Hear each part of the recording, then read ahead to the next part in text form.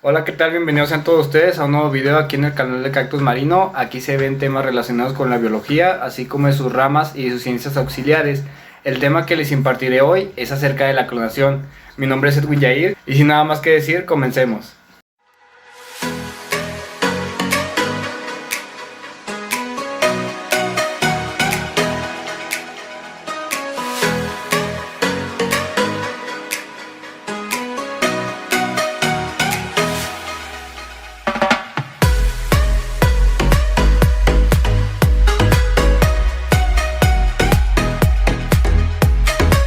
En el siglo XX, una mujer con los títulos de fisicoquímica y cristalografía llamada Rosalind Franklin logró obtener en su famosa fotografía número 51 la estructura de lo que es ácido desoxirribonucleico, o por su abreviación ADN.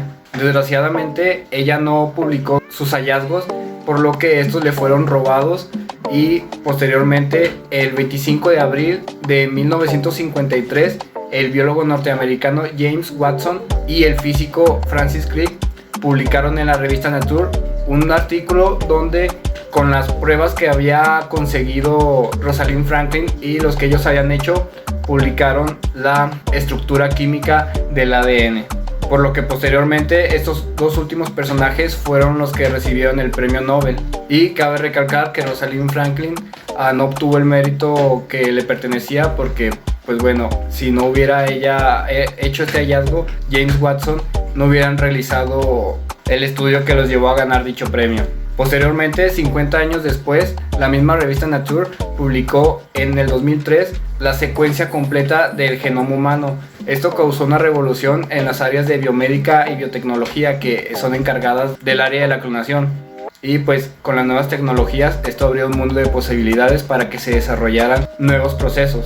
Realmente el tema de la clonación no es algo nuevo, ya que desde tiempos inmemorables en la humanidad han clonado plantas de interés agrícola mediante el uso de esquejes o de otras estructuras, esto para obtener plantas con características deseables, ya sea por su resistencia a ciertas enfermedades o a ciertos climas, entre otras características. Este proceso se le conoce como propagación vegetativa, y ya desde años más recientes se han utilizado las técnicas como el desarrollo de células vegetales in vitro, esto para obtener plantas con características deseables, como les mencionaba anteriormente, pero esto de manera más eficaz, ya que se reducen los tiempos y se puede hacer una producción a mayor escala. En cuanto a animales, también se pueden obtener clones de manera natural. Esto se hace con muy poca frecuencia, pero también puede ser aplicado en animales y en humanos. Y esto se realiza cuando se altera el embrión en etapas tempranas, y estos embriones deben de proceder de un único óvulo fecundado. A este proceso se le conoce como gemelación.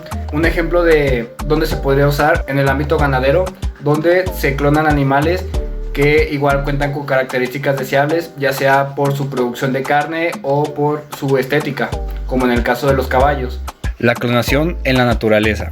Este proceso ya era conocido gracias al estudio de microorganismos, como bacterias, animales como corales e insectos, y organismos pertenecientes tanto al reino fungi como al reino Plantae. Estos consisten en un tipo de reproducción asexual, cuyo objetivo es la perpetuación de la especie, y se logra por una reproducción basada en la bipartición, que es un proceso al que también se le denomina fisión binaria, y es un tipo de reproducción que consiste en la duplicación del ADN celular de un organismo, comúnmente en bacterias y arqueobacterias, tras la división de su citoplasma, lo que resulta en una copia idéntica genéticamente al organismo original. También está la fragmentación, que es otro tipo de reproducción asexual, que trata de la escisión y posterior desprendimiento de una estructura de un organismo, como estrellas de mar, corales y plantas, con la capacidad de desarrollar un organismo completo. Además, existe la partenogénesis, principalmente llevada a cabo en insectos, y este es un tipo de reproducción sexual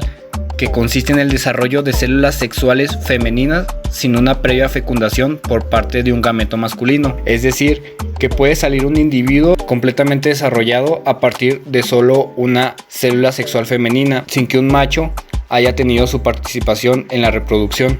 Un ejemplo de ello serían las abejas. En cuanto a organismos superiores como mamíferos, se presentan los clones naturales, también conocidos como gemelos idénticos. Estos gemelos se producen cuando un óvulo fecundado se divide, creando dos o más embriones que llevan un ADN casi idéntico. Los gemelos idénticos tienen casi la misma composición genética el uno y el otro, pero son genéticamente distintos en cualquiera de los padres. En el caso de los humanos, los gemelos no tienen que ser específicamente iguales, sino que comparten ciertas características que los hace ver parecidos, y esto también se puede presentar en otros animales, tales como elefantes, delfines y felinos, por ejemplo. En cuanto a la clonación artificial, el término clonación expresa una serie de procesos a los que se someten los genes, células, tejidos y los mismos organismos para obtener como resultado una o múltiples copias genéticamente idénticas al ente biológico original. Y existen tres tipos de clonación artificial. Por un lado tenemos a la clonación génica, que produce copias de genes o segmentos de ADN. También contamos con la clonación reproductiva, que produce copias de animales enteros. Y por último está la clonación terapéutica, que produce células madres embrionarias para experimentos dirigidos a crear tejidos para reemplazar otros tejidos lesionados o afectados, así como también la creación de órganos. El pionero sobre este proceso fue Hans Spemann, cuyo trabajo fue con salamandras, y aquí fue donde desarrolló la técnica Somatic Cell Nuclear Transfer, que consiste en el que el núcleo de una célula somática, que son todas aquellas células no sexuales que conforman el crecimiento de tejidos y órganos. Estas pueden ser de la piel, del páncreas o del cuero cabelludo, por mencionar algunos ejemplos. Y esta es transferido dentro de un ocito, que es una célula germinal femenina derivada de la ovogonia y que da lugar al óvulo, y este debe encontrarse en la metafase, que es la segunda fase de la mitosis o de la división celular, y se caracteriza por la desaparición de la membrana nuclear y el posicionamiento de los cromosomas en el plano ecuatorial de la célula. Todo este proceso se hace con el fin de generar un nuevo individuo que posee una composición genética idéntica a la de la célula de la cual fue producida. Es decir, que si lo sacaste de una célula pancreática, el resultado o el producto va a ser otra célula pancreática exactamente igual de la que proviene. El óvulo carece de un material genético propio y no ha sido fecundado por un espermatozoide, como normalmente se lo espera, pero aún así se le debe hacer creer que sí fue fecundado, por lo que debe formar un cigoto, al que también se le denomina huevo, y es el producto de la unión de las células sexuales masculinas y femeninas. Y este debe tener la capacidad de dividirse hasta formar un nuevo individuo. Para esto es necesario someter al óvulo a un tratamiento químico y a una corriente eléctrica de algunos milivolts, cuyo objetivo es simular el proceso que ocurre cuando, posterior a la fecundación o a la penetración del esperma en el óvulo, se crea una membrana que evita que entren otros espermatozoides. Todo este proceso culmina con la implantación del embrión en el útero, que debe estar hormonalmente sincronizado, y este útero debe provenir de una hembra de la misma especie del embrión, que esta ya solo le quedará encargarse de la gestación y del parto. Ahora les pasaré a hablar sobre los casos de éxito que ha habido en este ámbito de la clonación. El primer caso que les presentaré es sobre la famosísima oveja Dolly, y es el más famoso porque se trata del primer mamífero clonado. Esto se logró gracias a un equipo de científicos liderados por el Dr. Ian Wilmut en el Instituto Roslin de Edimburgo, en Escocia. Se realizaron 277 intentos de transferencia nuclear en una oveja de la variedad Finn Dorset o cara blanca, de los cuales solo se lograron obtener 29 embriones activos, que fueron implantados en 13 ovejas cara negra, de los cuales solo se logró un clon, la oveja Dolly. Esta nació el 5 de julio de 1996, pero el descubrimiento se hizo público 7 meses después, es decir, en febrero de 1997. La oveja Dolly llevó una vida normal e incluso tuvo corderos. Trágicamente padecía de artritis y cáncer pulmonar, por lo que fue sacrificada por inyección letal. Posteriormente se le realizó una autopsia cuya finalidad era conocer si el que tuviera origen artificial tenía que ver con su muerte, pero realmente no se encontraron evidencias suficientes. El cuerpo de Dolly fue disecado y actualmente se exhibe en el Museo Nacional de Escocia. El segundo caso del que les hablaré ocurrió el 22 de diciembre de 2001.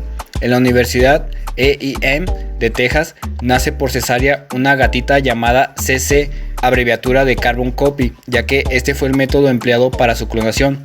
Se llevaron a cabo 188 nucleotransferencias que resultaron en 82 embriones activos, los cuales se insertaron en 7 hembras y solo un embrión logró sobrevivir, que es la gatita CC. que por cierto gozó de buena salud.